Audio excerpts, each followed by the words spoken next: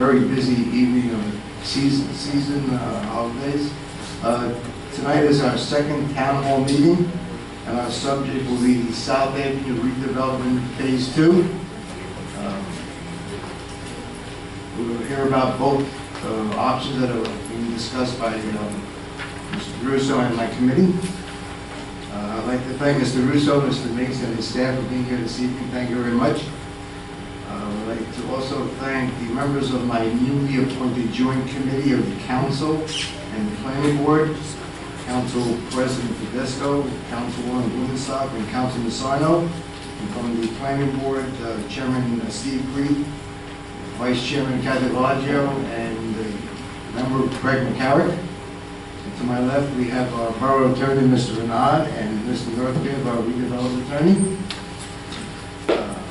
As the council meeting, we have a hearing of the citizens. We'd like to keep tonight's comments to the same parameter of 3 minutes.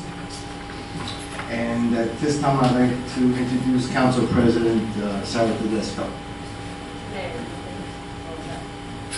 as we discussed, okay. As we discussed, you'll handle the... Oh, thank you. I just didn't do this. Mr. Russo? Mr. Miggs, would you like to make the presentation at this time? Oh, okay. Absolutely. Again, I suspect you can hear me. Mr. Mayor, thank you very much for having us. Members of the Joint Committee, truly appreciate the opportunity to come here again. I see a lot of familiar faces from the town hall we had a month or so ago. Regarding phase 1, or what we call South Ave 1, which is the north side of South Avenue, the development that predominantly is contemplated to replace the industrial buildings along the north side on the old Casale and Petrozello property. The purpose of tonight's meeting and town hall is really at the suggestion of the Joint Planning Council and Planning Board Committee for us to really gauge the public's interest and sentiments with regard to the contemplated second phase of development. That this is something that would follow the first phase development probably in and around 2020 or so in terms of opening thereabouts, but conceptually on the parking lots that are across the street on the south side of South Avenue, adjacent to the fire department. And that area would include both of those that parking area that you're all familiar with, that just remains there. It's had a lot of debris and boats and cars and a lot of things on it, as well as the former Taglia house, the single-family home that's still there, and the former Wells Fargo drive-up bank branch. That area comprises the balance of what's known as the South Avenue transit-oriented redevelopment area. This is a redevelopment area that was designated in need of redevelopment. It was recognized that that property was underutilized or improperly utilized and really should be redeveloped for a greater purpose to the benefit of the municipality. And that designation came, not coincidentally, together with the municipality's filing of what's called a DJ action, declaratory judgment action, in order to try and accomplish multiple goals, the main goal of which was to achieve compliance with affordable housing obligations that are a constitutional obligation of each municipality in the state.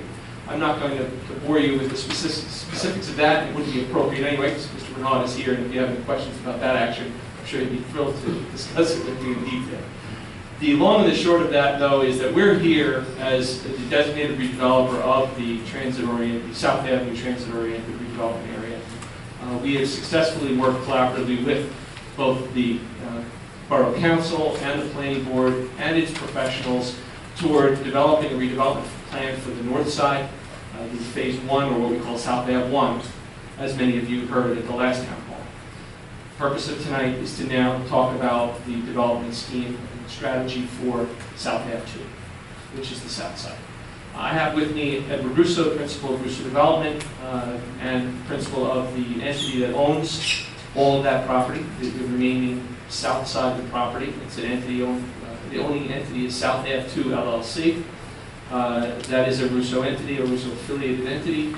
That entity would seek designation from the mayor and council as the redeveloper of that South Ave, south side of the development, phase 2 development. At that time, we would seek to enter into a redevelopment agreement, much like we did for the north side, with the municipality. And thereafter, based on that redevelopment plan and redevelopment agreement, we would then file with the planning board and go through the planning process, seeking approvals for a future development on that site. During the course of the declaratory judgment action for affordable housing that the town was involved in, Russo Development and its affiliated entities became interveners. We joined in that action and worked very collaboratively with Mr. Renaud and his team and the borough professionals toward brokering a settlement with affordable housing and a public interest group known as Fair Share Housing Coalition. Fair Share Housing is suing many municipalities throughout the state to compel them to bring affordable housing into their communities. Our sites, and we're proud to say that we really did stand with Garwood, and I think we brokered a very good, manageable, reasonable settlement, both for the developer and certainly for the municipality, by limiting the number of affordable units that are deemed to be required by Fair Share Housing and the courts, and also by establishing a mechanism by how we're going to achieve those apartment units to satisfy the town's constitutional obligation.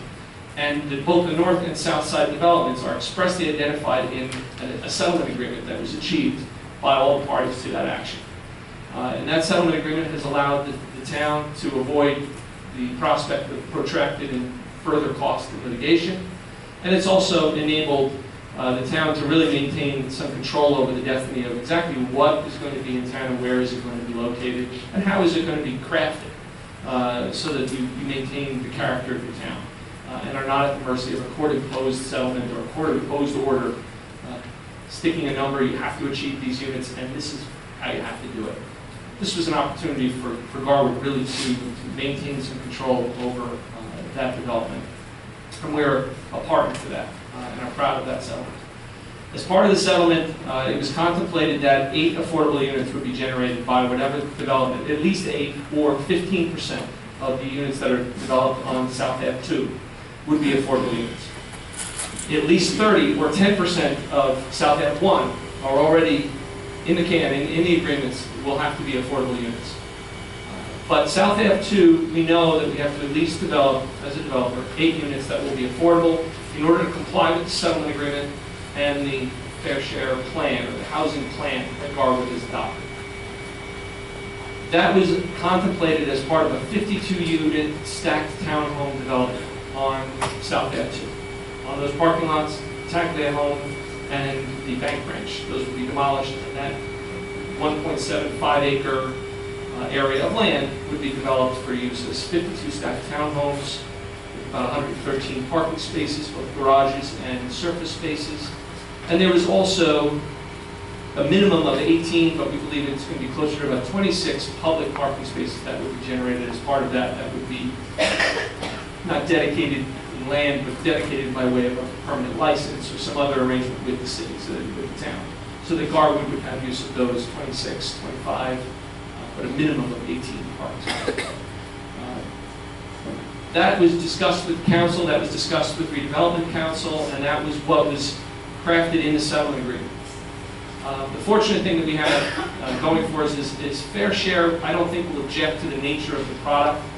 Fair Share Housing and the special master that was appointed by the court is really concerned with the generation of those minimum of 8 units or 15% of the housing that's developed on South Ave 2, whichever is greater. As long as we achieve that in terms of the rental units that are developed on the site, we'll be able to modify the settlement. And it was raised during the joint planning meeting that they're not certain, the council and members of the planning board are not certain that the 52-unit stacked townhome product is really what is desirable or most desirable to the community and for the benefit of the community for a number of reasons that we'll discuss.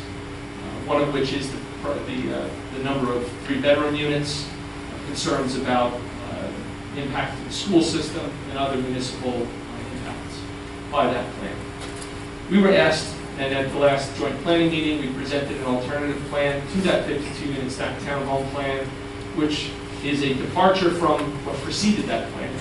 Originally, we were looking between 80 and 90, or maybe as many as 100 apartment units on South Ave 2. We retreated off of that somewhat dramatically and generated the 52-unit stacked townhome plan. And then when we were asked to look again at an alternative to the townhomes, we came back to an apartment plan of far lower density, far shorter in terms of height, much lower building, lower massing of the building, and it's resulted in about 70, again, conceptually, about 73 residential apartment units, mostly smaller units, not many 3 bedrooms at all, much lower bedroom count, and frankly, an overall loss, reduction in the amount of bedrooms from the 52-unit townhomes to the apartments. So we achieved a lot of what we had heard from the Joint Planning Commission. We increased green space, we increased parking, we decreased impervious area, we decreased the bedroom count, we lowered the building mass, and we reduced the number of units somewhat significantly. So we're here tonight really to show you and give you some context and some understanding of those 2 alternatives that have been discussed between the redeveloper and the Joint Planning Committee. There's not going to be a decision made tonight. We're not going to hand out ballots, and it's not going to be a vote this evening. But it really is to have you, give you an opportunity to ask questions of both the redeveloper and the members of your governing body and the planning board that are here tonight, and your redevelopment professional, Mr. Northgrave, so that, again, we can continue to work collaboratively as we did on the north side development to generate the best possible plan that is both feasible, financeable, and sustainable, both for the municipality and for the developer. So with that, I'd like to introduce Mr. Russo, who's again the principal of the developer. We also have Josh Marshall, who's a project engineer. Josh is really here to make sure that Ed and I don't mess up the computer, because we actually have a number of computer slides that we're going to be utilizing to share, to really bring you through the 2 alternative projects. Thanks, Chris. Again, we appreciate Mayor Lombardo and the rest of the Garwood community for inviting us back for another capital meeting. I think Chris gave a very good overview of, the lead up to where we are in the process. And for tonight, we wanted to spend some time presenting the 2 different development plans that have been discussed regarding the south parcel. We're going to start with a 3D model that we built that shows not just what we're proposing for the south side of the development, but also the building that has been, I would say, 95% designed through this new construction documents for the north side development.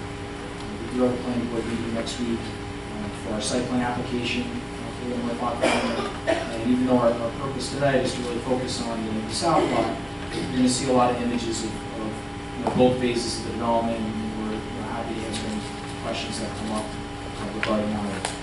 So, starting out, what you're looking at right now is basically an aerial of a SketchUp model that we built. And it not only shows our proposed development, but also shows a number of the surrounding structures modeled as closely as we could using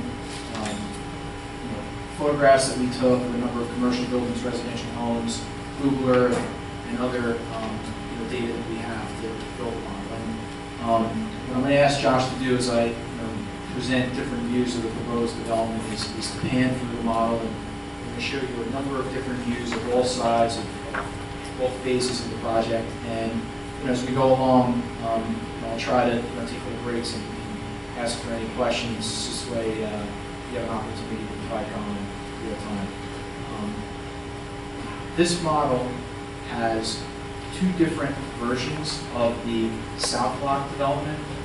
One, as Chris alluded to, is a stacked townhome project, so 52 units, and the other is a 2-story apartment building.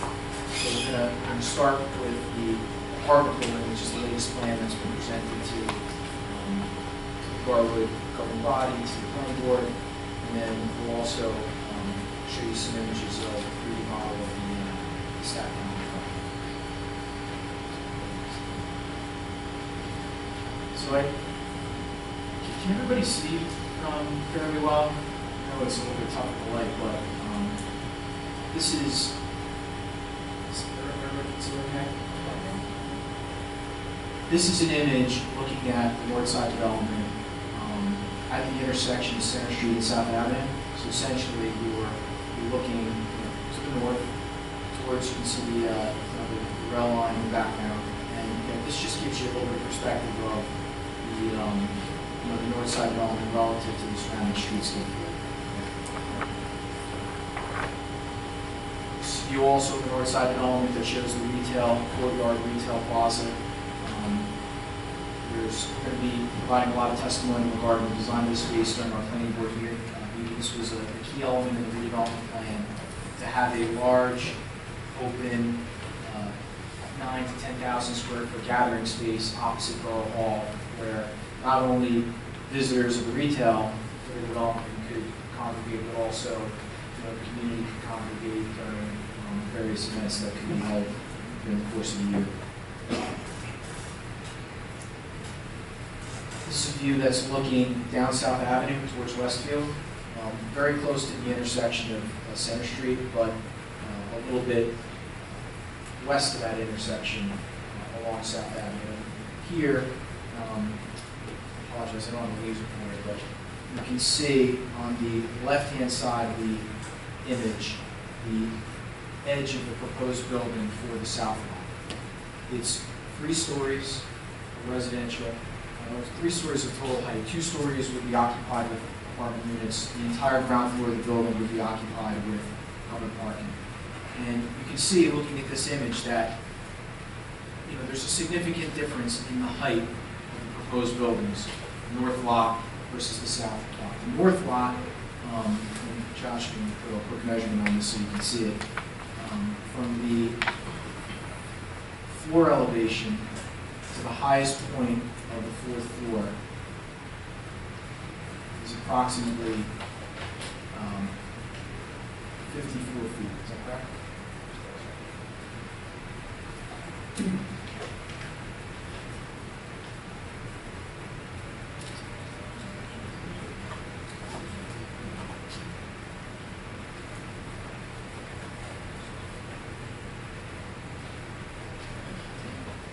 It's about 55 feet, okay.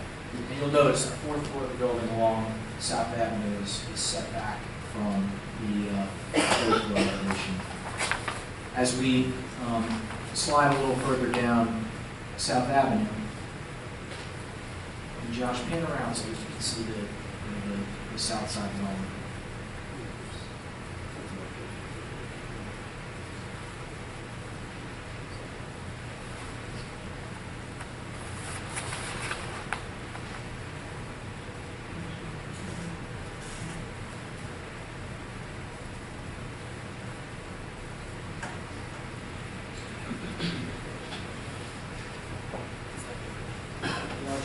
We'll come back. Go to the next scene. Go back one scene. So this is the image we were just looking at. This is the main pedestrian entrance to. I'm sorry. Can you hear me now? Put the mic right on your face. Okay. This shows the. There we go. I don't project as much as Chris. This is the main pedestrian entrance into the building, the north lot development. This is immediately opposite the driveway entrance into the south line. And Josh, can you pan just a little bit to the right so people can see where the entrance is to the parking garage? So it's hard to see behind that tree, but basically you have on the inside corner of the building, main access into the leasing office, the ground floor amenity spaces, and then on the right side of the image you can see there's a roll-up door that would go into the parking deck. Skip ahead a couple slides, Josh. Okay, this is also on South Avenue. This is now looking back to the east, right? So we're looking at about 180 degrees from the last image. And here, again, you can get a good sense of the difference in height and design between the 2 different phases. So on the left-hand side of the image, you're seeing the north lot development. And on the right-hand side of the image, you're seeing the south lot. And Josh, if you throw a quick measurement on the south lot, we're looking at a total building height. This rendering shows a 37-foot building. I think in reality, once the final design is done, it could be somewhere in the neighborhood of 40 feet. as a maximum. But, you know, the instruction that we had from, you know, the borough's professionals, the planning board members of the governing body was that in order for the south lot to fit within the surrounding residential community and to be something that you know, they were comfortable endorsing, it had to be of a lower height and a significantly lower density than the north lot. And I think, you know, as we look at different images of the building, you'll recognize that not only is it significantly lower and smaller than what's, you know, being proposed on the north lot, but it also is pretty close in height to a number of the surrounding structures.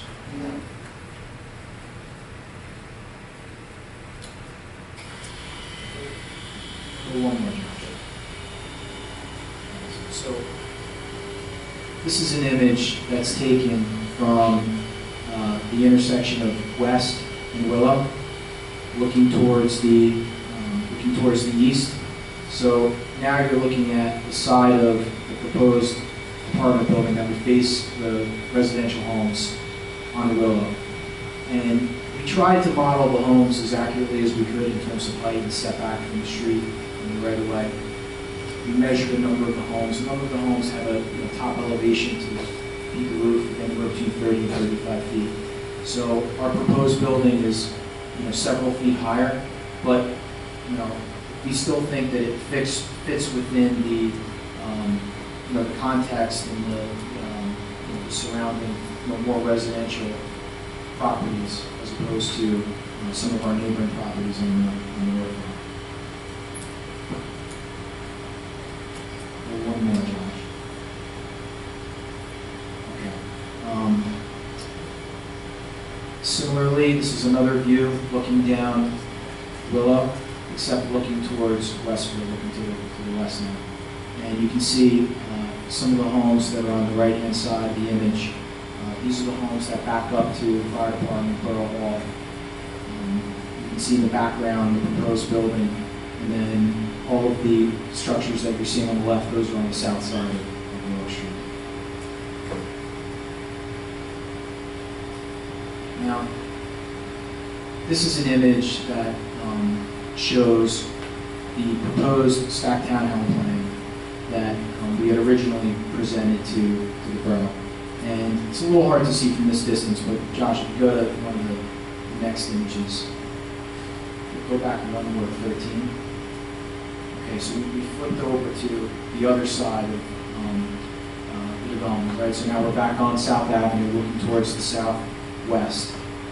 This is the proposed apartment building, and the next slide is going to show municipal lots in the foreground. So this, we'll talk a little bit more about this.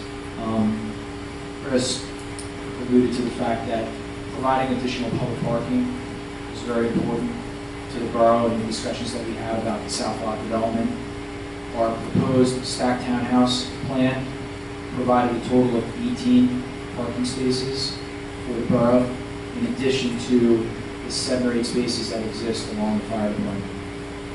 With our proposed apartment plan, we actually pick up a significant amount of additional surface parking because the building is, the footprint area of the building is less than the footprint of the stacked townhomes. And when we get to our site plan, I can walk you through exactly where those surface parking spaces would be. But here, if you look at this image and then you compare it to the very next one, which is what the stacked townhomes would look like. We don't have a lot of landscaping in front of the buildings at this point because we wanted you to see what the structures look like, but you can see from a height point of view, from the total floor area, from the massive, a 3-story townhome with a pitched roof, which is important to make it feel like a residential structure, is higher than our proposed apartment building with fiber. So just to go back to the last slide, Josh, you can see here sort of the before and then the after. I think from the borough's point of view, not only were there concerns about the number of 3-bedroom units in the stacked townhome development, half of the units were 3 bedrooms, half of the units were 2 bedrooms, but in terms of the mass of the development, I think that the apartment building was anticipate it to be a little bit more fitting relative to some of the surrounding properties.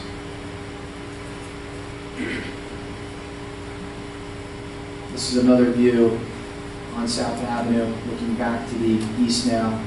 You can see here, these were the proposed townhomes. And then that's the proposed apartment building. And this is just a view looking at, you know, from the north side of North Avenue facing to the south. So before we go on to any more plans or exhibits, I just wanted to take a little pause here and see if anybody has any questions or comments regarding the model as we presented. Question about aesthetics. The condo is like pretty cookie cutter. It's like a prison building or something like that. There's nothing to it. The design that we use, we can go back to, Josh, why don't you do more of a forward-facing view of the townhomes? So you see a little bit more. Can you get down to street level?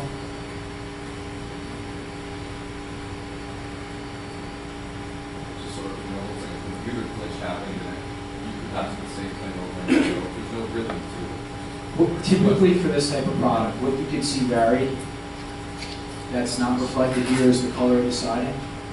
But in terms of the size of the windows, the mix between masonry, which you have on the ground floor of the building, and siding, which would normally be above. I mean, this exact product is being built right now by several home builders. Pulte is a good example to use. There's a project in Woodbridge called Westmont Station. That's really what this was modeled after.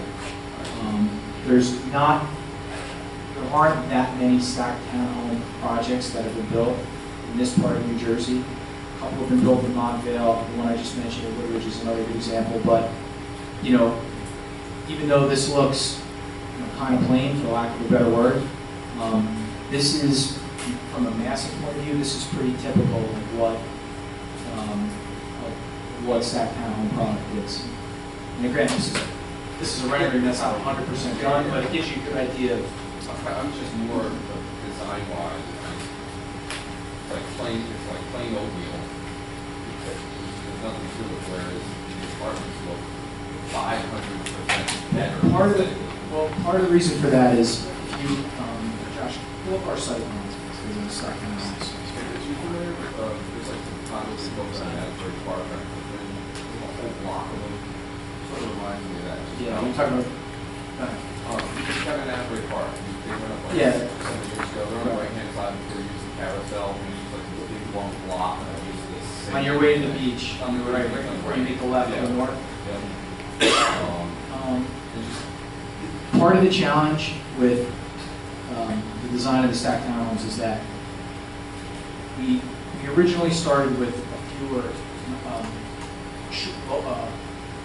more buildings that were smaller in size. Yeah. Right? So instead of having 4 buildings that had a total of 52 units, originally we had 6 buildings that instead of having, you know, 12 and 14 units each, we had one that had 8, we had another one that had 10. Well, the issue with that is we weren't able to provide enough public parking in order to address some of the borough's concerns about supporting Borough Hall and the fire department. So we combined 2 of the buildings into 2 other buildings that were on the plan, went from 6 total buildings to 4.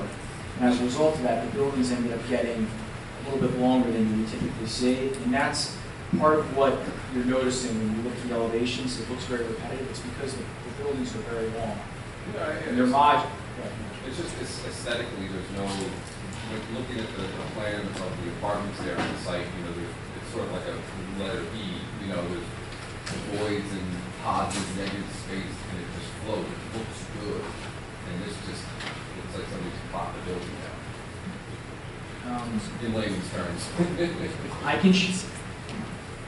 There's no visual interest. We could talk more about this. Yeah. I don't want to take it, but I can show you some images of completed projects that rendering-wise look exactly like we're showing. But if you look at an image, you would say, you know what, that doesn't look as bad as the rendering. Sometimes, you know, the renderings, and we're looking at one siding color. If you vary the siding color a little bit, we got a little different look. But in terms of window sizes, brick, setbacks from the street, pitch of the roof, they're pretty accurate.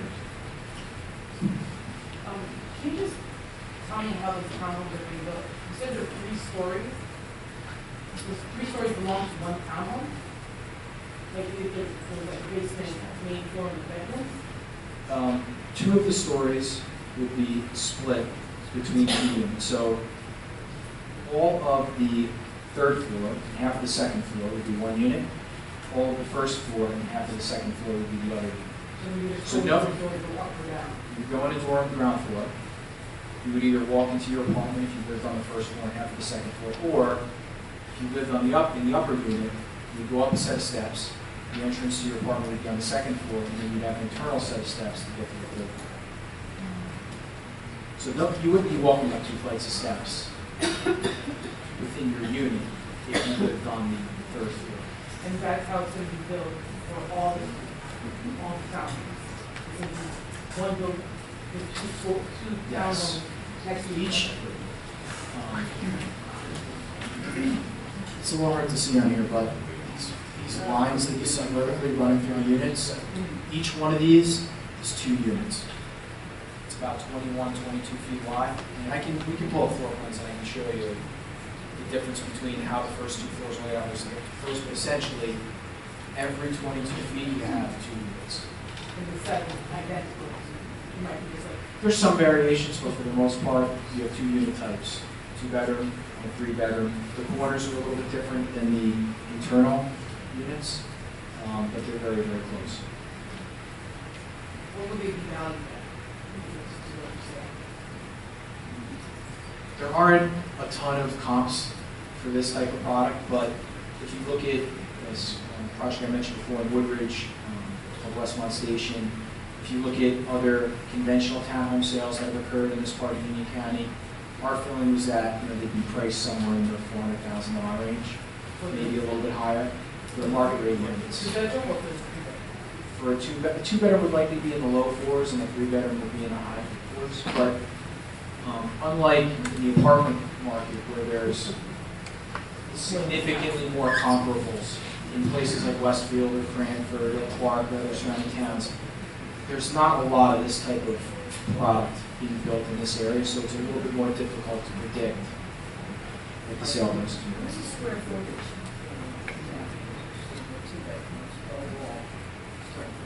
A typical 2 bedroom unit would be 1,800 to 2,200 square feet, and a typical 3 bedroom unit could be as much as 25 to 2,800 square feet. So they're significantly larger than an apartment 2 bedroom unit.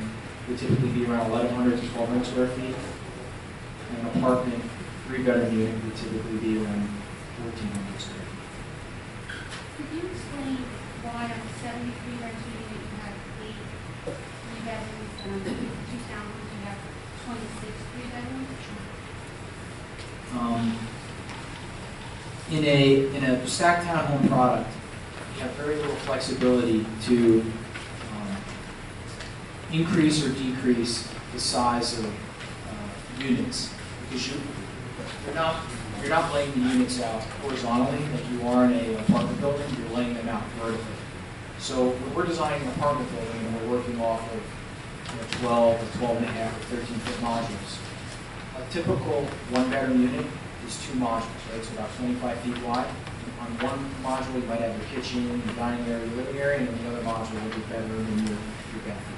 So if we were going to have a 2-bedroom unit, we would have 3 modules. If we were going to have a 3-bedroom unit, we'd have 4. And if you wanted to reduce the number of, say, 2 or 3-bedroom units that you have, you could just allocate some of those 12 to 12 and a half foot modules to smaller units and spread floor area throughout the building pretty efficiently, because you're working horizontally. In a stacked townhome unit, you're fixed by the footprint of that unit. And without dramatically changing the style of the product, you don't have as much flexibility to alter the unit sizes. So we've had a lot of discussion about this exact issue, because we can set our 3-bedroom number at almost any number in the apartment building. In the stacked townhome product, if we said we want to build less three-bedroom units because there's concern from the community about number of bedrooms, that floor area that you would pick up by eliminating a bedroom, you have to use for some other purpose. You can't add it to a unit that's overloaded. And you can't really add it horizontally because you have firewalls between every module, which is your code requirement. You end up with a den, you end up with a bonus room, but your unit's really not changing much. Does that answer your question? Yes, it does. Is there a possibility of the 73 rental units and reducing that number a little lower? Reducing the number of, we've already reduced the floor area of the building significantly from what was originally proposed. And you know, we could reduce the number of units, but what would end up happening is we would probably end up with the same number of bedrooms because we might be taking a couple one-bedroom units and combining them into a three-bedroom unit. So even though the number of units might go from 73 to 72 or 71, you're still ending up with about the same amount of floor area and the same amount of bedrooms. And just for comparison, this plan, the 52-unit stacked townhome plan, had about 130 bedrooms. The 73-unit apartment plan has just under 110 bedrooms. So even though it's more units, it's a significantly different unit distribution, so there's less floor area and less bedrooms. One thing that's important to keep in mind, Ed, we do have an obligation to have certain percentages and minimum numbers of different types of units with respect to the affordables.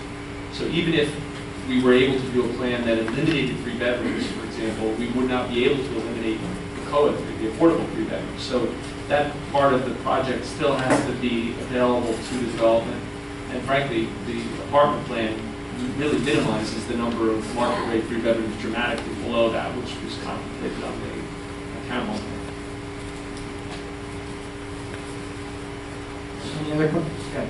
Okay, I noticed, excuse me, on the stacked housing, do you have individual garages in there, in that inside corridor? There are individual garages. So if you look at this model, right, there's 2 units here, 2-bedroom and a 3-bedroom. Each unit would get 1 garage and 1 parking space in the driveway to the garage.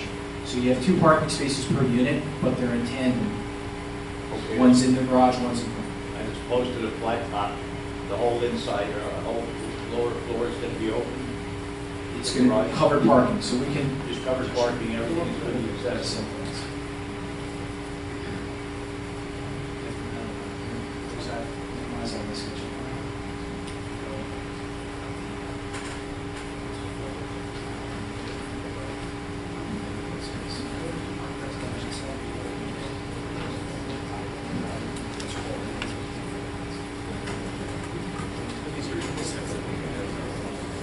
So if you look at sheet A1.1 in the handout, this shows the ground floor of the proposed apartment building. You can see the parking layout here. So you would enter the ground level parking in one of 2 locations. There's one driveway off the Willow and another off the west. So the parking is it's not dedicated in individual garages like you would have on the townhome plan. It's in an open floor plan, not unlike what you would see in, But you would actually have more parking places on the flat top. if you count the driveway spaces that we have in front of the garages, you have more parking spaces per unit Yeah. on the townhome plan, but you have more total parking spaces on this one. On the flat house. The demand for parking for apartment product is less on a per unit basis than it is for for sale townhomes, which is why the parking ratio is a little bit less. Okay, the other question I had was brought up on the north side construction, phase 1, elevators. You have elevators in there now, or Yes, you going to have elevators in the basement? yes. This building would have a minimum of 1 elevator, more likely 2. The north lot building is designed with 4 elevators. One question, okay, we got, we're gonna be doing that South Day when you want, a full start. Are we doing this thing all at one time, or are we going to do one slide, get it done, and go down the other side? The north, We don't use South Day to be tied up, like, our intent is to phase the project. So the first, the north side of South Avenue would be built first. okay, Given where we stand today, our hope would be to start demolition and remediation in the early part of next year. We probably have a good 5 to 6 months before we could start building construction. Right, by the time we get story that you had, it's good. a significant amount of remediation has to be done. We just got last week approval from the EPA to proceed with demolition and remediation, which was a 25-month process, so it's a long time in the making. But figure middle of next year to start construction. It's probably a 20-month project, start to finish. So by the time phase 1 was finished and fully occupied, would likely be sometime in mid to late 2020. That's the earliest we intend to start construction on the south lot. Because we need the south lot parking to stage material, to park construction worker vehicles, so it would be very, very difficult logistically to build both at the same time. Are you contacting the Department of Traffic, traffic lights? We have an application into Union County. South Avenue is a county road, so they're reviewing our application, and they're going to decide whether any improvements are required to the right of way in order to accommodate both phases.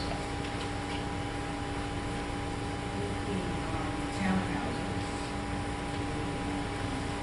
It said on a sheet that we got flyer that the town would be responsible for and sewer and everything.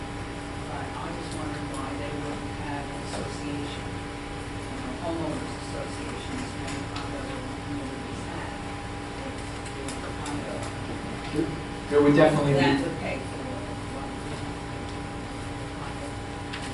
I personally know lots of people that would live in homeowners, condos, have an association. They pay a fee. They go to board. There would definitely be a homeowners association. And I can't say that there have been any cases where homeowner associations can contract privately for snow removal or waste removal, but typically in a for-sale community, services that would normally be provided to single-family homes throughout the community, like waste pickup, carting services, would continue to be provided to the community. In a lot of cases, that's also true for apartment projects, except in a case where the property owner decides that it's more efficient for them to provide waste removal. And Are you saying that our ordinances or the way our current construction is set up? there's no question that if the homeowners association did not want to take care of garbage privately, if they went to the borough and said, listen, Mr. Manal can speak to this, we want to use the public parking services, that the borough would have to provide those services. Differently than we have to provide for any homeowner in town. Like snow plowing. Snow plowing would be different because there's no public roads on the property, so the driveways would have to be plowed and maintained by the homeowners association.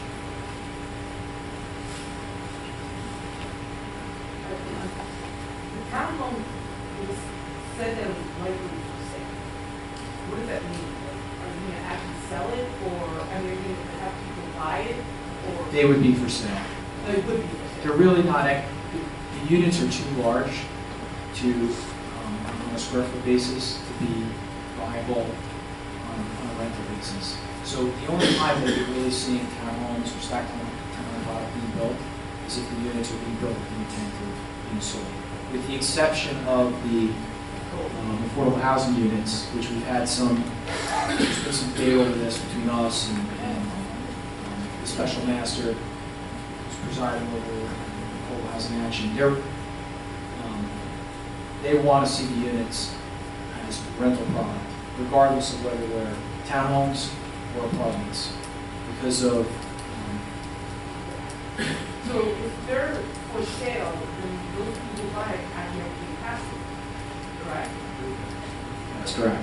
So everybody, technically they're paying for their own sewer and garbage and the snow plows are included in the tax. Well, not the garbage difference. So I'm not understanding why it's a problem. If it's going for sale, I mean, it's like if they're buying a house. You had mentioned that All I had said was, it's not a given that if it's for sale product, that the homeowners association would be paying for waste disposal.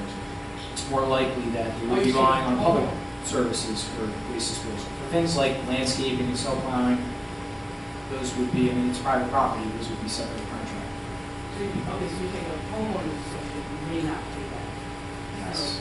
Okay, but The service that, I think the literature, I haven't seen it, but whatever was sent around by the borough regarding services might have alluded to the fact that with townhomes, there'd be a cost to the borough that would not be there if it was apartment product. And then with respect to waste collection, that's accurate. The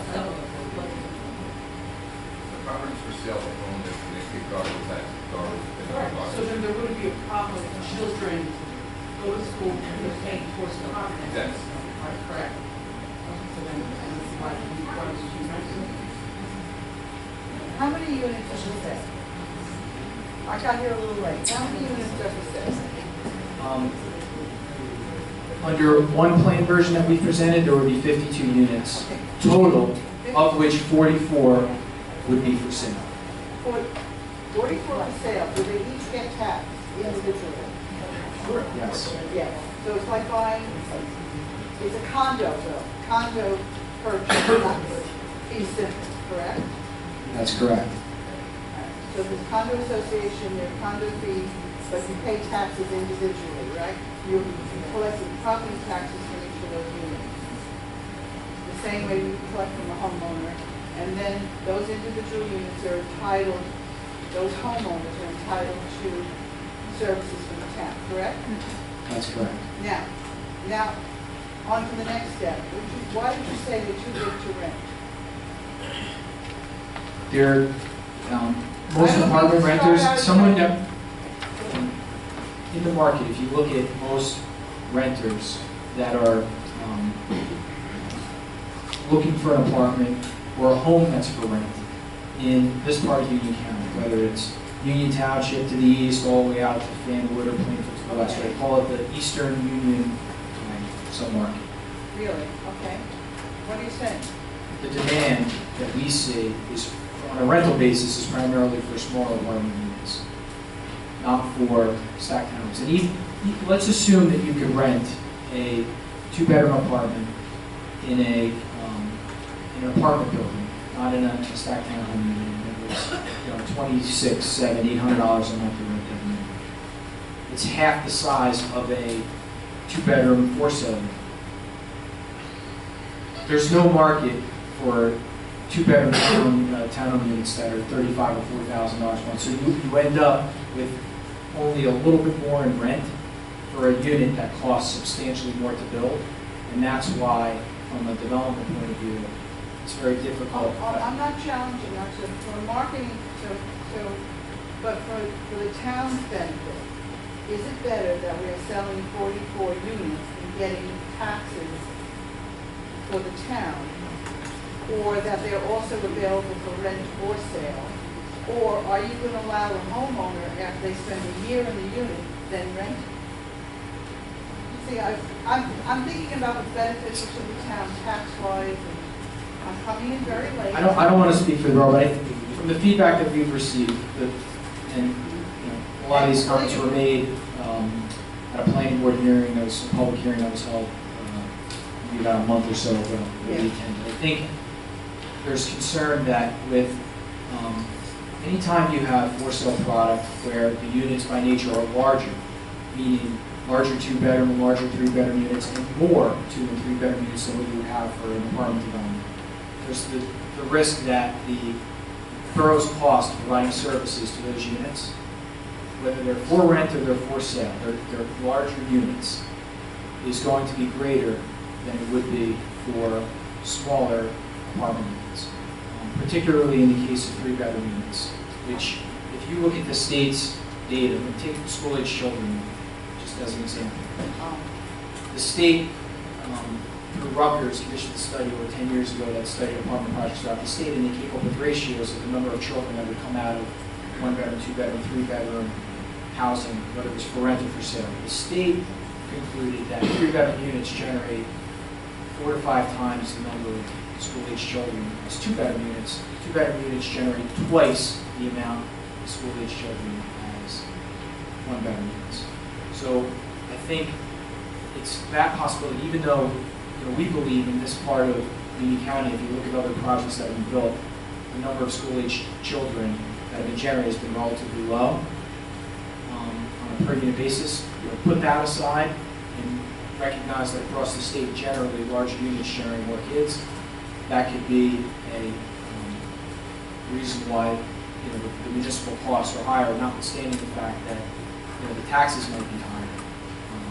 It doesn't tend to offset the cost as much as it does with apartment projects. If I buy a unit and I live in it for a year or two, will I be allowed to rent That's it? really, What would be the rules it about really comes down to the rules of the homeowners association, and I guess it would also, if there's an ordinance in town that includes renting units, which I know there's homes for rent throughout Garwood. I think it would really come down to the rules of the homeowners association. It really doesn't matter. It doesn't matter whether it's a townhouse or anything else. You can't prohibit rentals, even if they're for sale. So, simply not. One other point, just closing.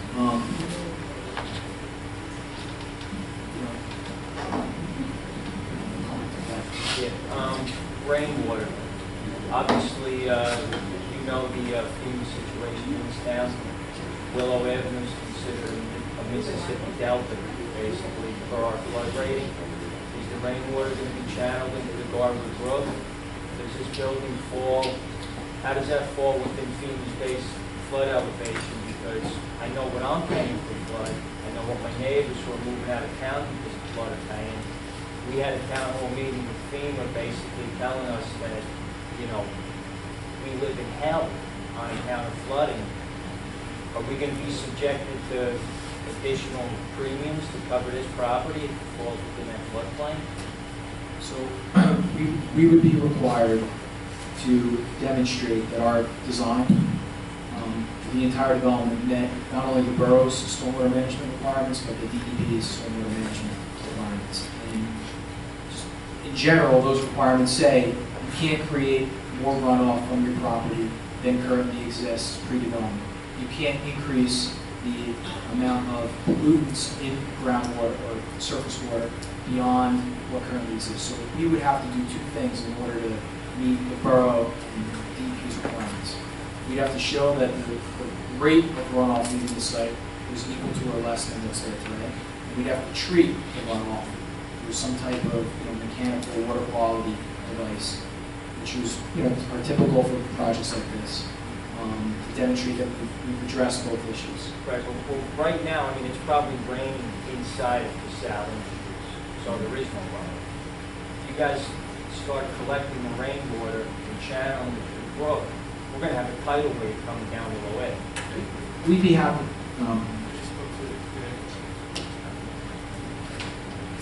In addition to what Ed indicated is the requirement, not only from the municipality, but also from the DEP, we would have to prove, by proving that the rate is equal or better, meaning slower, and that the volume is equal or less than what is currently there today, which, regardless of what it is today, if it's part of a problem, we have to make it, we can't make it worse. And based on a recent meeting that I had with our borough engineer, our project engineer, Douglas Bartels, who was at the last town hall, and Vic Vinegra, your town engineer, we actually established with respect to the north side development that we are not only maintaining, but we're actually exceeding our obligation to reduce, and we're reducing the amount of discharge of rainwater from the Casale and Petrocello, the north side parcels, all of that acreage, by on-site detention. The nature of the way the system is designed, the water is detained or held within our system for a period of time that will actually ameliorate some of what you're existing now, what's coming off of the Casale and Petra sites now. We're pretty confident that we're going to have the same kind of success on phase 2. And one of the main reasons is because phase 2 is, for all intents and purposes, 100% impervious right now. It's just a sheet. All the water is just running wherever it wants to run without any controls. So once we add green space, which is pervious space, it's going to dramatically slow down and eliminate some of that runoff.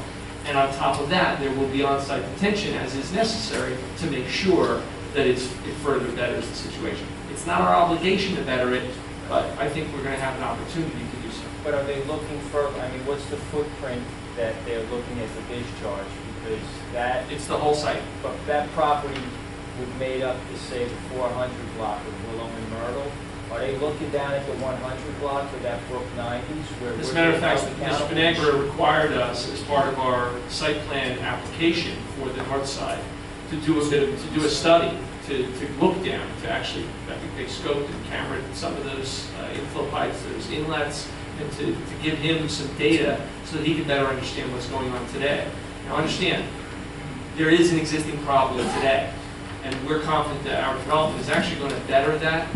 It is not our legal obligation by any means, nor is it anyone else's obligation to better an existing problem in the municipality, but because we truly want to be good neighbors and we're really encouraged about this project, where we can, we are. And Mr. Bartels actually increased the sizes of some of the pipes on the north side project site in order to show Vic that, you know what, we don't have to because we've already achieved our obligation, but we're going to increase the detention on the site just to help better the situation today. So even though it's not our obligation, we are making those little steps to better it, and we provided the data to Mr. Vinegra's office so that he is better armed for future developments, not just us, but any other future development that may take place along the South Ave corridor. He already has greater information than he did 2 days ago, so that he can better design and advise future development. Just last comment we'll make about this. Besides, what Chris was saying, our on-site stormwater management systems work holiday detention. Just if you look at it face value, this is an aerial of the South Lot today. Less than 5% of the property is open space. Right? There's a little bit of open space behind the single-family home that fronts on South Avenue. There's a little bit of open space around the perimeter of the site. Our proposed apartment plan has over 20% open space, and I think the Scott Townhome plan was around 15%. So either alternative is going to be a significant increase in pervious area, open space, green space, on top of the fact that our stormwater management improvements, hopefully will make a meaningful impact on what we're seeing today. Well, that's just a concern. With you developing it and then channelizing the water, right now it's just puddling up. It's not running off where it's going to be when you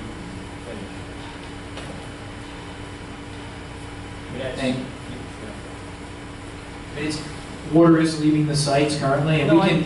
I understand it, but you haven't been through the meetings to hear the severity from FEMA on how terrible that this town should have never been developed. That's how bad they say it is. We're getting hit with 18% increases on our premium over the next 5 years, and they say that's all based on county obligations. We're paying for the rebuilds in Cranford. We're paying for rebuilds back in the 70s. Now, you put up a $200 million building, something happens, first floor gets wiped out, we're going to be held liable. I don't want to I'm just cut saying, you I off know as an that's important running issue, off, but I would just- encourage you to come to our planning board hearings, because there'll be a significant amount of testimony with respect to stormwater management, drainage design, and that's, we can really, with the benefit of having our engineer there, who's not here tonight, really get into more detail about how the project's designed, and hopefully that'll address your This concerns. is a very big concern, though. Most people are just defeated. They gave up the whole FEMA fight, so. Thank you. Just quick yes or no, is there a retail element to the apartments on Street? There's no proposed retail on the south lot. There's a fairly significant amount of retail planned for the north lot development, which I can take you through if you're interested. If you're just asking about the south lot, there's none. Square footage wise, is it like big spaces on one, or was there ever thought of putting mixed use retail on phase 2 also? No, just out of curiosity.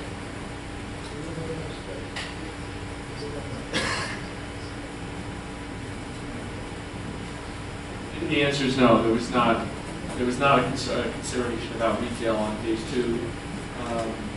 There was a lot of discussion and design, collaborative design effort that went into phase 1 with the joint committee that was impaneled during that process.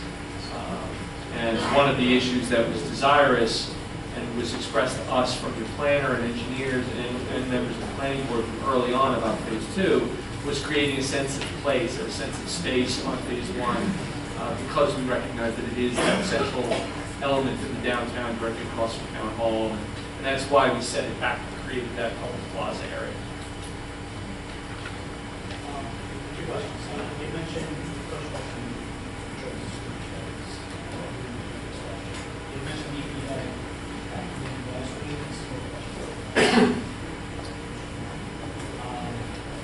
The history there is usually working. So once you start digging that up,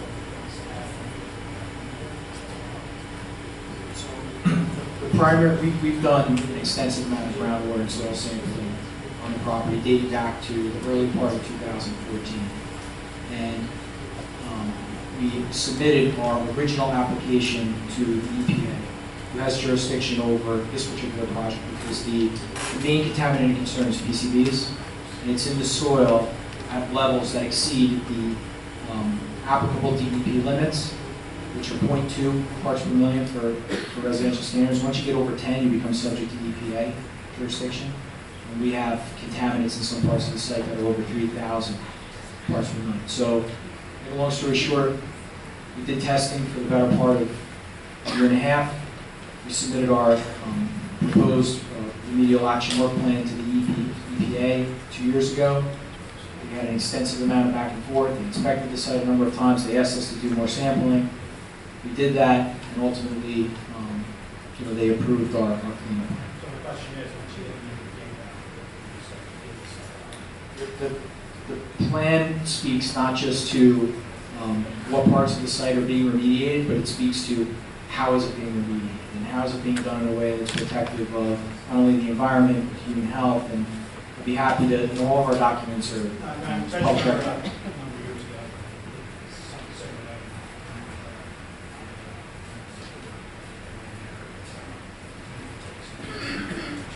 I'd be pretty confident saying I don't think we're going to find any surprises. We have hundreds and hundreds of borings. But it's a significant remediation project for a site this size. And you're going to see, once the buildings come down, fencing's going to go up, screening's going to go up. There's going to be a lot going on behind the fence, but it's going to be done in a very careful and controlled way. second question, all these parcels going out on the corridor, for instance, we do they can't sell out, they gotta have getting their funds, so we'll have problems. So you have a backup if you can't sell out. I'm not sure that's accurate. I don't think there's any. I don't think there's any section.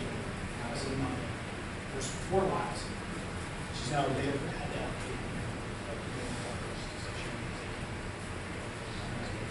I'm not sure that's correct, but I can tell you, we'd be happy to provide market information on other projects. The vacancies right now, like Cranford, Westfield, Garwood, some of the strong communities, it varies between 2% and 6% depending on the community,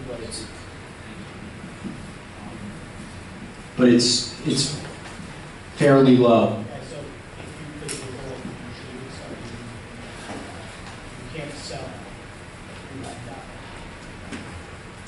if we can't lease the apartments. So there's no question that there's risk building projects like this.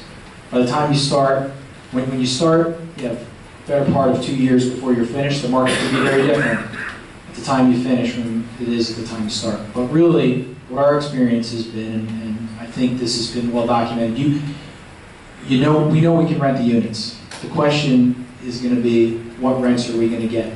We might be forced to accept rents that are lower than what we pro forma originally if the market corrects or if there's a softening, which, we're hoping that's not going to be the case. We think that the rent assumptions that we've used are reasonable but not overly optimistic.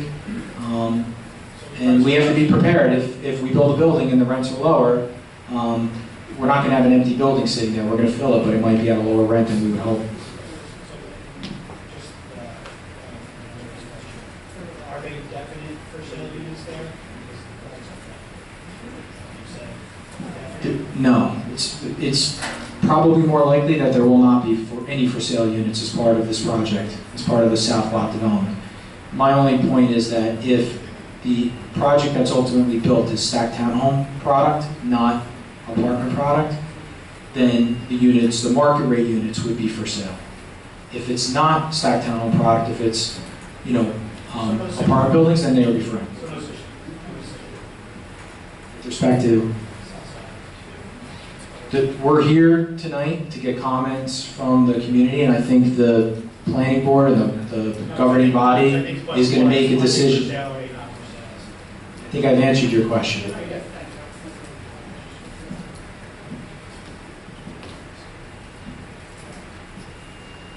many children are you proposing that's going to come into this development? For the South Lot development? Between the two of them, how many children do you think lives in the new kids? We submitted a fiscal impact study as part of our applications for the Phase 1 development, the North Lot development. And when we submitted that study, we included not only statewide data that was published by Rutgers that suggests the number of children that could be generated by 1 and 2 and 3 bedroom apartments, but we also surveyed a number of existing communities in Cranford, Garwood, Westfield. We wrote letters to the Board of Education, requested data from them, how many school-age children are, being generated in these different developments. And the resulting number is very, very low, somewhere in the range of 2, 3, 4 children per 100 units. School-age children, not including children that are, outside of the age group of 5 to 18, school-age children. And I'd be happy to provide a copy of our report and our survey data, but there's a number of projects in the area that have no school-age children. Say we get 50 kids. Are you going to pay for an additional?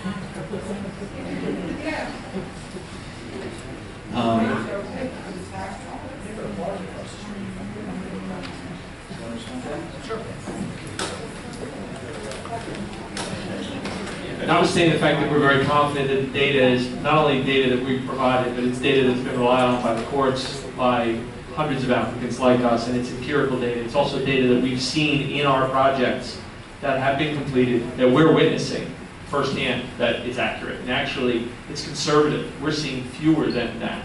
But one of the things you have to keep in mind is we're not only talking about school-age children, but the likelihood that you would have 50 kindergartners joining your community or per year, and having that kind of an impact on your school system in perpetuity, never going to happen.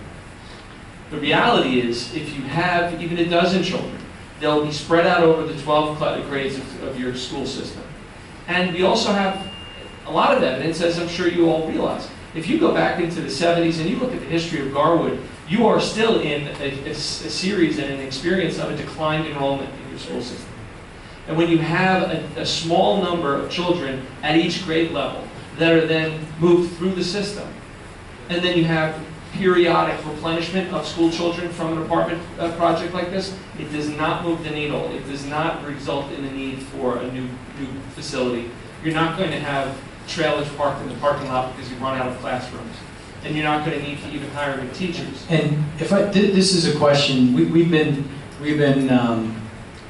planning this project since January of 2012, so we've had a number of hearings before the planning board, we've had town hall meetings, we've had community outreach meetings, and this is a topic that's gotten a lot of attention. And what I can say to you is, no one knows with 100% certainty how many school-age children would be generated by the development. But what I can say to you is that there's a tremendous amount of data that's available on other projects that are similar to what we're proposing, on data that the state publishes that's used for exactly this purpose, for projecting fiscal impacts for new development projects, which we'd be happy to share. We've published it, we've submitted it to the town, and I think all of the data suggests that the number of school-age kids that would be generated by developments that are primarily, we're building mostly studio, 1-bedroom, and 2-bedroom units. Very, very, very few 3-bedroom units. Should be very low. They're not conducive to families that are going to have 2 or 3 school-age children that are still living in that apartment. They're conducive to empty nesters. They're conducive to occupancy by young couples that may have an infant that are looking to become members of that community. I have a big mouth, so this thing I think died, but I'll just speak louder. I'm just concerned about the overall enrollment that would come into the school. Interactive capacity now. No, you're not even close to capacity now. But more importantly, and I didn't want to ignore your question about finances. The reality is, as Mr. Russo said, the reports and the data that was submitted was not just blind, here's a school child. It was a report that was submitted in connection with a fiscal impact study. And the fiscal impact study shows that even if there are school children that are created by the project, there's enough of a fiscal benefit to the project, to the community, in the form of rateables, because the woman that was speaking about, it seemed like you were only going to get tax rateables if it was a for-sale product. That's absolutely not. You're going to get significant tax rateable, whether it's a for-sale product or it's a for-rent apartment. There's still going to be a piper. Someone's still going to own that unit, and they're going to be paying for it, whether it's the developer who owns the rental units or it's a single, the individual condo unit owner. There is going to be a tax paid, a substantial tax paid. And because, for example, the apartment unit does not consume other municipal services, there's a significant surplus that's generated, so that even if the worst occurred, and there were a number of school children that were unanticipated for a given year, and there was an influx, and you have the school populations. I'm a Board of Education member in Mountainside. I know this firsthand. You have ebbs and flows of your school population, and you have to manage that in order to maintain your district. If you're on one of those, on that sine curve, if you're at a peak, and you have a project like this that's generating municipal surplus, and you have a governing body that's engaged with your school district, you're going to have the funds available. You're going to have the means to pay for that service, because the school district is a service. Thank you. You're very welcome. That the apartments, yes, we have to be ADA compliant. And just real quick, actually, we nursed it one of those properties years, came to our class level. And they get some nominated, but they have to go for school. Just want to hear his actually. I'd be happy to provide actual school aid data for any of our projects. I can tell you, Garwood Lofts on the north side of North Avenue, 50 units, 0 school-age kids. Riverfront Station, 118 units. Cranford, with an affordable housing set aside, similar to what we have, 0 kids. And in Garwood, right, Garwood's public school system has about 500 kids. Okay, so if you look... grades, we are, as a town, we're getting so we are seeing a number of kids. But enrollment, from 2006 to 2016, what's enrollment done in Garwood's public school I don't know system? off the top of my head, but It's gone down, right? The younger grades now are seeing more kids coming into the school. The upper grades, not as a lot. So we are growing. We are very concentrated. be nice to have guys from the kids.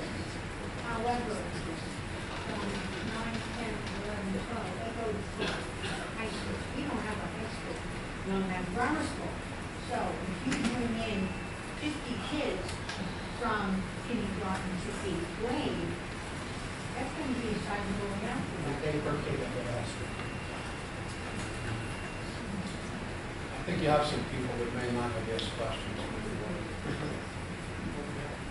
I'm sorry, I couldn't hear what you said.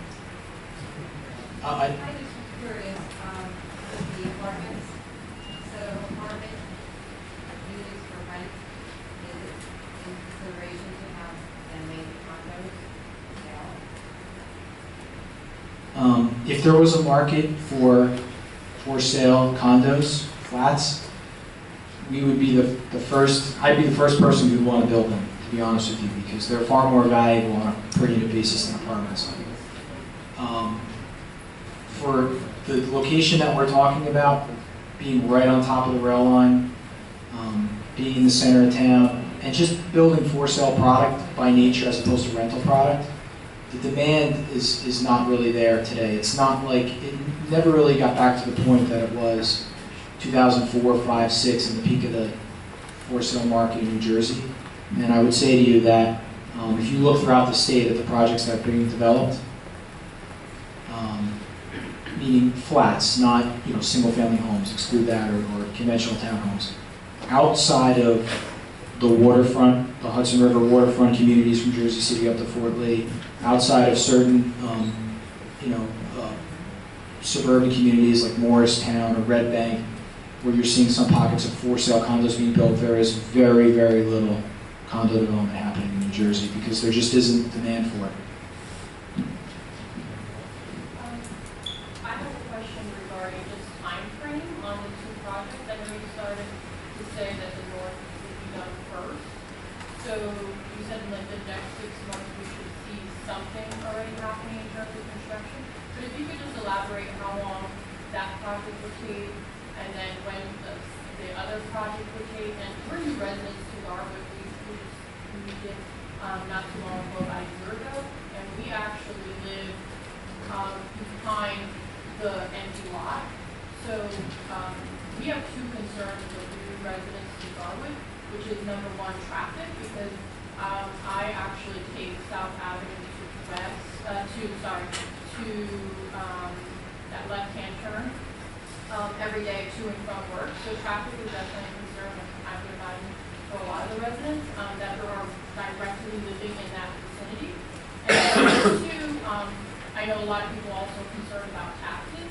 So maybe if you can elaborate on those things in terms of work, rental properties versus townhomes, how would those affect, and have you done any studies about what type of traffic is expected, what kind of implications would be for the existing homeowners, option one versus option two, elaborate a little bit on the time frame. So your first question with respect to schedule, we hope to start demolition and remediation work on the north lot early next year, and we hope to start vertical construction sometime in the middle of 2018. We wouldn't complete development on the north lot until the middle of 2020, and we likely wouldn't start construction on the south lot until early 2021 at the soonest.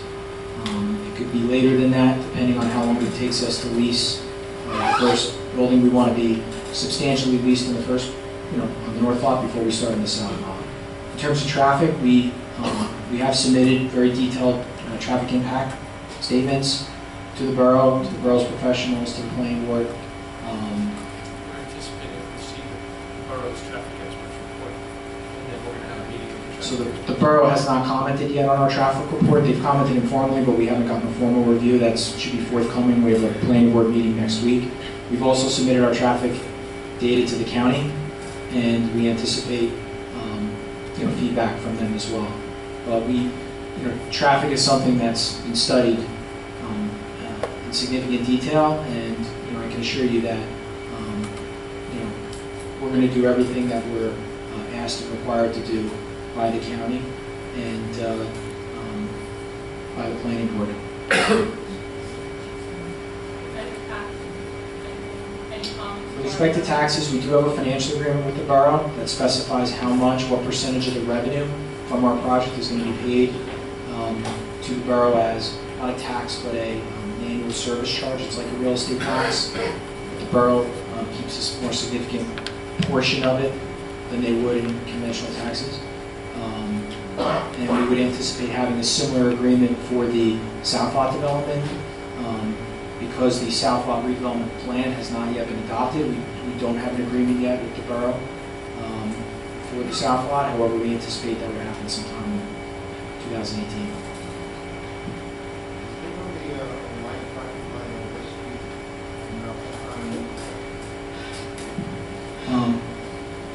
I don't want to speak for our traffic engineer because I don't, have as many of the details as obviously as he would, and Doug Bartels could answer this better than me. But I don't believe that the warrants exist from the county's point of view to have a traffic signal there.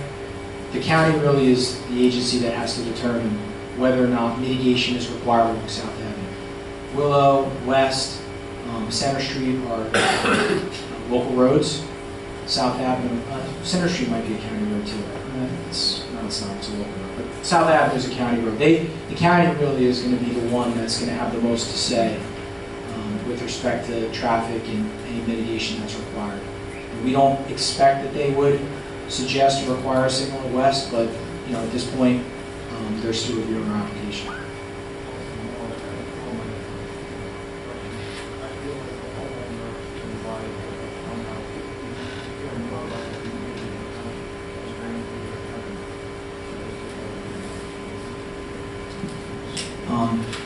Can you say that one more time? I heard most of it.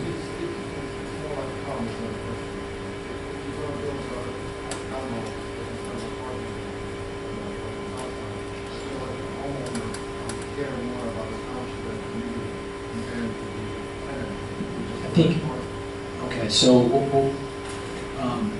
what we've seen for the type of apartment product that we're proposing, which is anytime you're building new construction, the cost to build new are very significant, and the rents that you need in order to have an economically viable project are much, much higher than what they would be for 20 or 30 or 40-year-old apartments. So for someone that's going to move into an apartment building that's paying close to $2,000 a month for a one-bedroom apartment, close to $3,000 a month for a two-bedroom apartment, most of those people are renters by choice, not by necessity.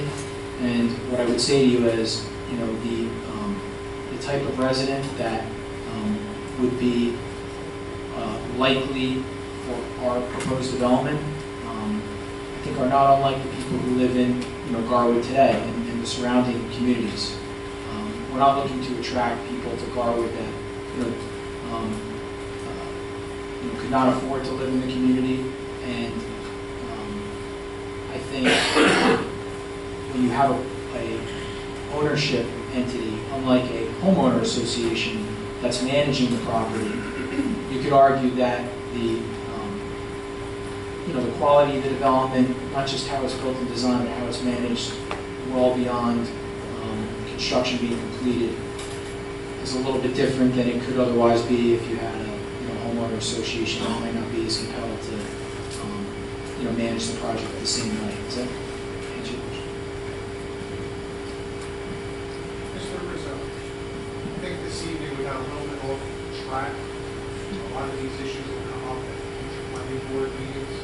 So I think comparing the two scenarios between the townhomes and the apartments from a high-level analysis, correct me if I'm wrong, 52 townhouses will yield 130 bedrooms, and in the 73 rental unit scenario, you're going to yield less bedrooms at 108? That's correct. Okay.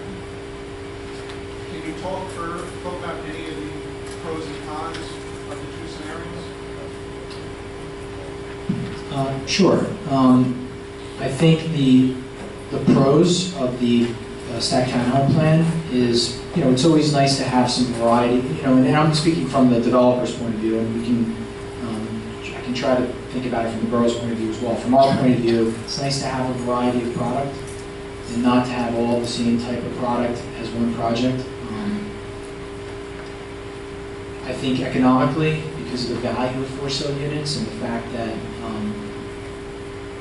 most of the product that's being built in this part of Union County is for rent, and you could argue that there could be demand for sale product that's not being met in the market. The value of the for-sale units relative to their cost is higher than it is for the apartment units. I think that the cons of the for-sale product relative to the apartments is the number of bedrooms is probably the most obvious choice. Very, very difficult to sell smaller 2-bedroom and smaller 3-bedroom units. You can rent them, but to sell them you can't, and there's no market for 1-bedroom for-sale units. So having 1-bedroom for-sale units is not an option. Our apartment plan has over 60% studio and 1-bedroom units, so that's, I think, a big positive.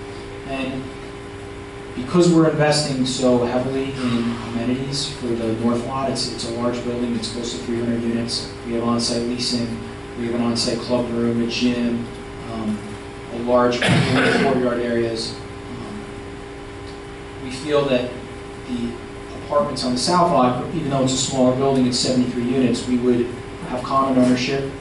Residents of the south lot would have the use of the north lot amenities. And from our point of view, we hope that that would add value to the south lot units from a rental point of view. If the units were for sale, and you had a homeowners association that was managing the south lot, you have different ownership, you're not going to have shared amenities. From the borough's point of view, I can try to speak to that. I don't know if Mayor wants to.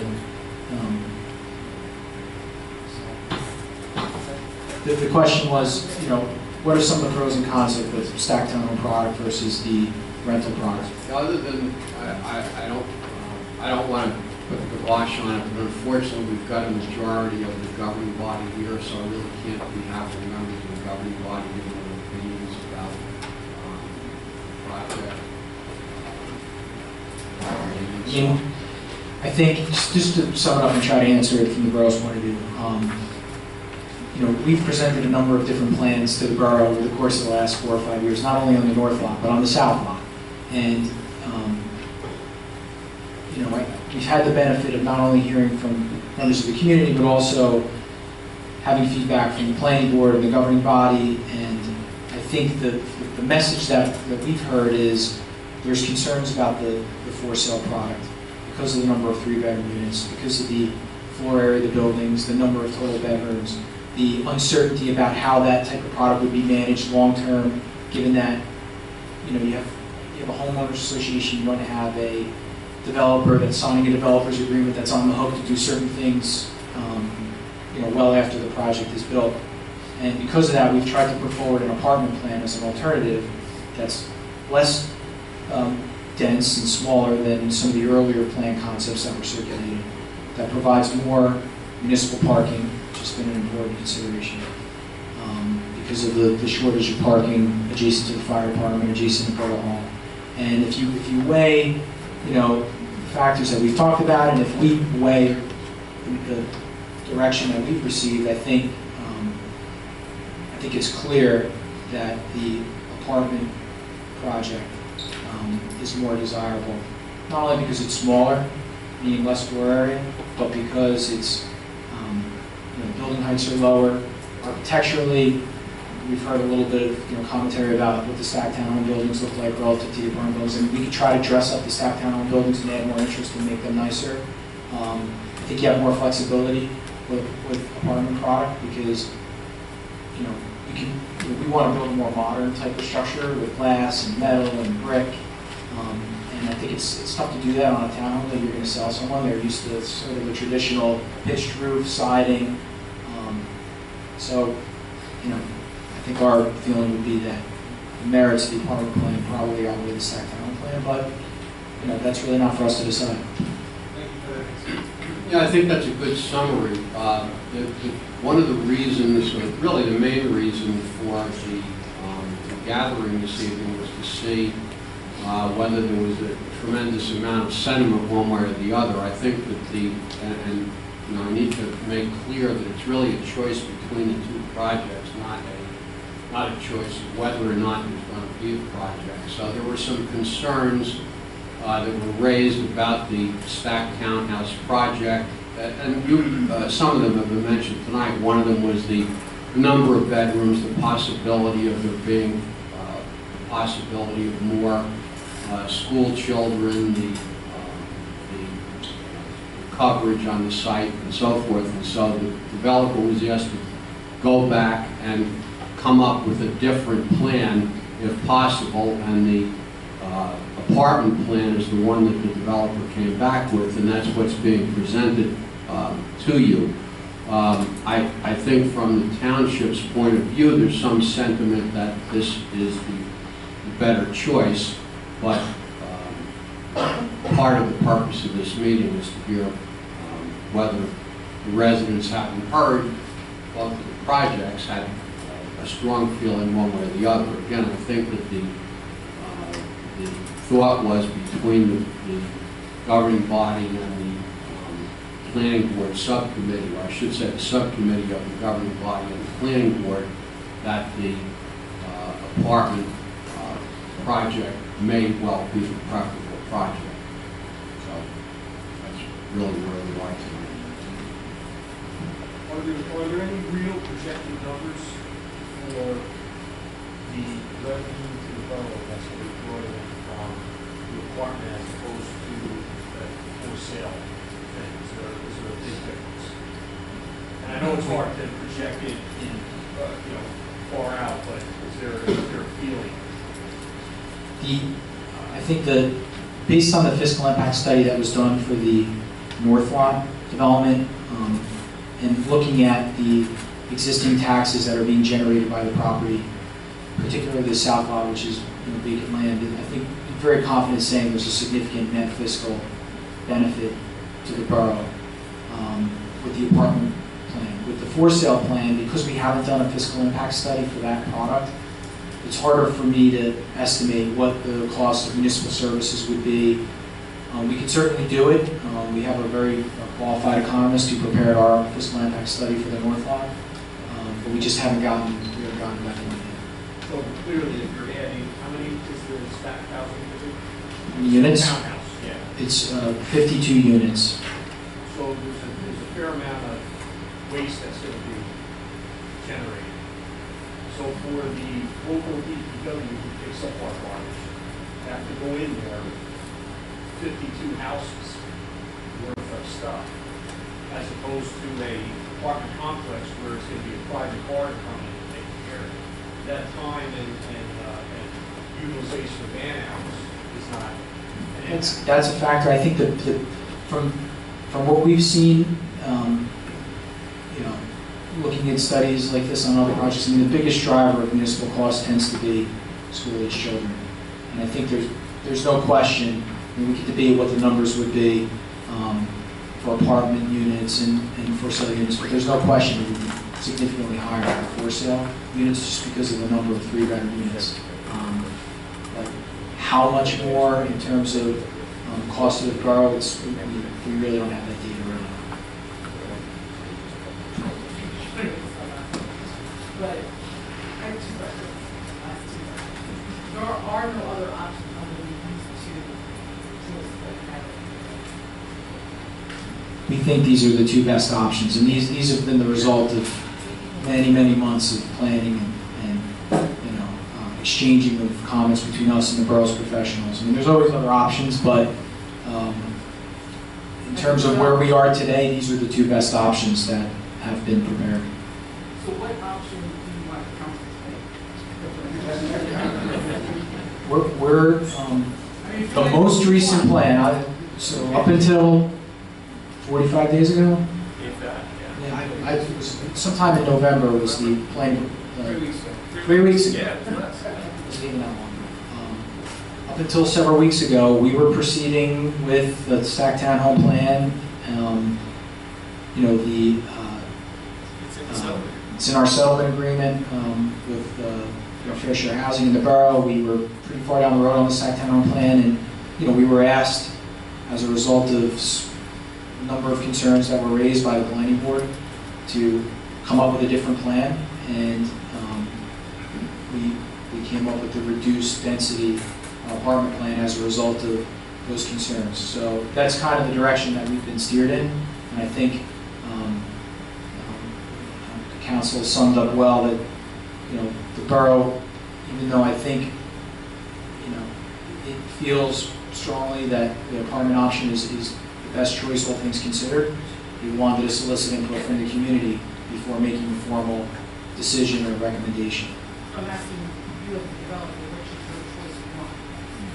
You think that home? I mean, at this point, we just want to be approved and move on. We've had a lot of debate on this, and at this point, we'd like to go with the most recent plan, because our feeling is that, all things considered, it is probably the best plan. Well, that's what I'm trying to figure out. And in the interest of finally, reaching an agreement and having the plan adopted and being able to, have our entitlements in place for the future, and there's some court mandated deadlines that have to be met. That's really the plan that we're pursuing. The apartment plan. Of the apartment. Just real quick, which proposal cost Russo Development less to build? The townhouse versus the building? Which one costs less to build? By you. What's going to be a less projected expense that you're going to be expected to recoup? The apartment project, because the floor area is less and the cost per square foot, it's a little bit higher for the townhouse product, but not significantly higher. I mean, it's within 5%, I would say, on a per square foot basis. The apartment project is smaller, so the costs are lower. But the value is also lower, so that's the trade-off. I mean, in terms of economics, if you were very confident that there was going to be demand for the for-sale product, the for-sale product would be more desirable. But, we're not going to, it's not just our choice what we get to build here. And given that we're building apartments on the north lot, and we have management that's going to be in the area that, to manage the extra 70 units would not be, would not require significant additional resources. I mean, I think the apartment plan is a good plan too.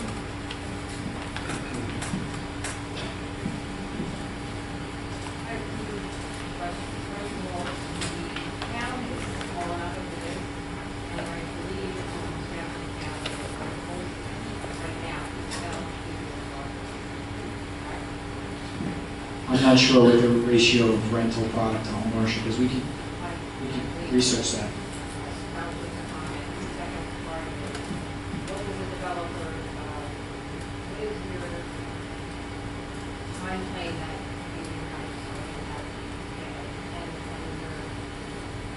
Well, we're paying we've owned for the development. Once the project is completed, once the CO is issued, you start paying. Oh, you're talking on the financial agreement? So once we start generating revenue, we would start paying a percentage of that revenue to the borough. Above a minimum. We have to pay land taxes up until the time that the project is completed. Once the project, I think you're asking about the incremental revenue. That would start once the project was built, occupied, and generating revenue. For the north lot, it's probably, middle of 2020. And for the south lot, it's probably early 2022. Paying taxes now.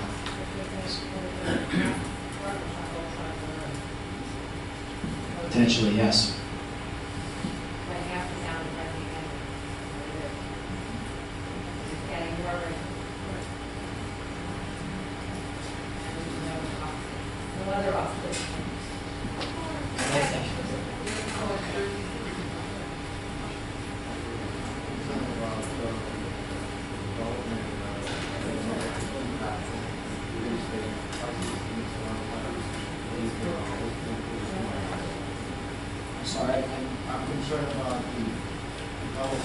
have a negative impact on the prices of surrounding area.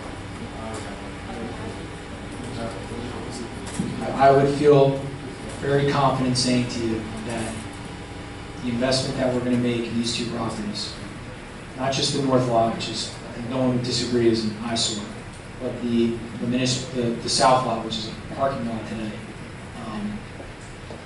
would have to increase the value of surrounding properties. I mean,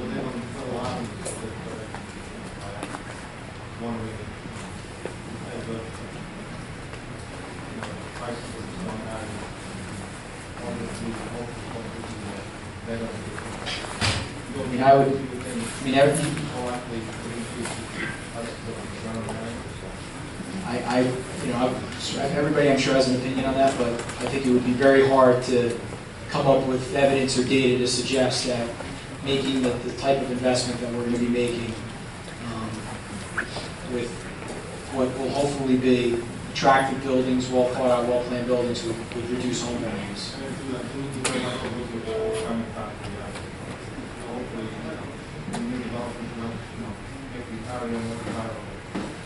That's our goal. So, knowing that the planning board, we really want the planning board with 52 units, and they sent you back and said, go back to something else. I'll admit, when I saw 73 units, I was concerned that we were going in the wrong direction. But after seeing the plans tonight and seeing that the 73 units with less bedrooms, potentially less children in those bedrooms, I am now in favor of the 73 units. So, I'd like to just thank you, Mayor and Council, for having this meeting. It was very informational. And, I know we're not voting tonight, but I'd like to send you a message. Thank you. I think that when you do a project like this, and you bring in all these people that are somewhat going to be commuters or whatever, for whatever reason they come in, and a lot of them I think are going to be interested in the closeness to the train station. I think that when these people start to mature and they start to develop families, I think they're going to see what a great town Garwood is, and they're going to want to live in Garwood, continue, and they're going to look to buy a house in Garwood.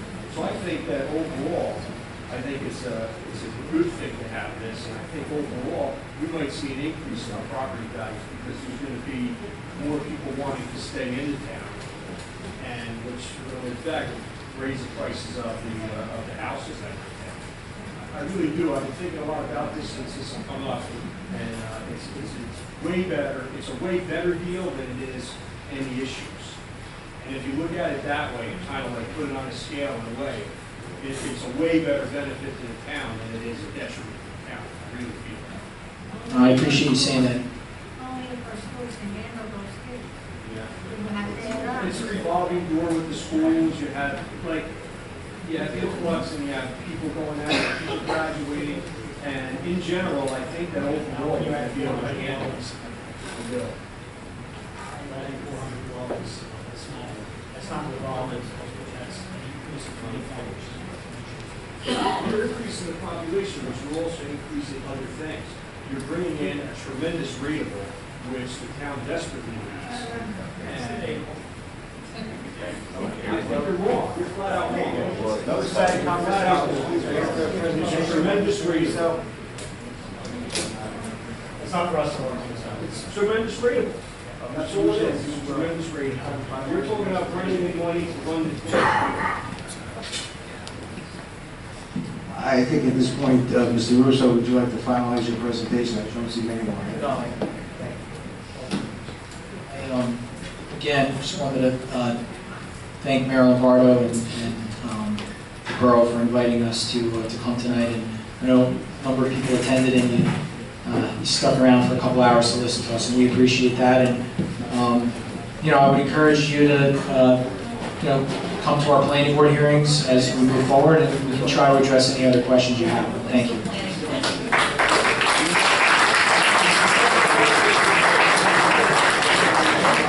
As just asked, the planning board is December the 14th on a Thursday night. The site plan approval meeting will be there. Just thank everyone for coming out. I really appreciate it, and be safe with the rain outside. Thank you and good night.